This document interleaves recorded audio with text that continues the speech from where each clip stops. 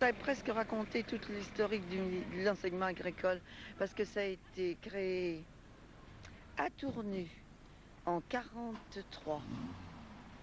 Mais c'était une école ménagère agricole saisonnière. Eh bien en France, on a cette particularité d'avoir un enseignement qui dépend du ministère de l'Agriculture. Et donc ça remonte à loin, comme vous voyez, on les appelait les écoles impériales d'agriculture.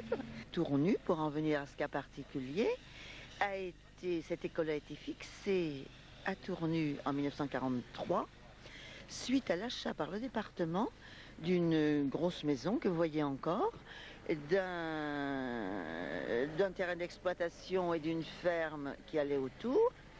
Et pendant encore pas mal d'années, il y a eu une école pour les jeunes filles d'agriculteurs désireuses de venir qui fonctionnait d'octobre à avril, parce qu'encore à l'époque, on faisait les vendanges et les foins avec ses parents. Donc on venait à l'école en hiver. Et il y avait une ferme qui était habitée par un salarié du département et qui était une ferme expérimentale.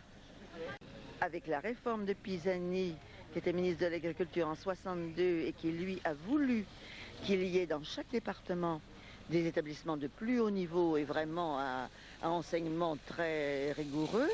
Alors, Tournu est devenu collège en 1963.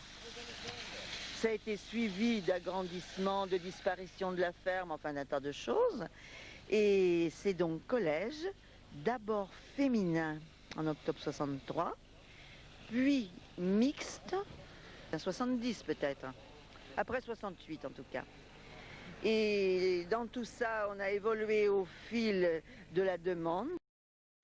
Et c'est depuis 1963 qu'on a eu au fil des ans des sessions de BEP puis de brevets techniciens dans ce qu'on appelait le para-agricole, c'est-à-dire les assurances, les coopératives, les vétérinaires, etc., pour trouver des débouchés aux jeunes qui étaient en trop sur les exploitations. Il fallait en plus se spécialiser, donc comme on n'avait pas une surface énorme, on s'est spécialisé en horticulture pour répondre aux besoins de la formation.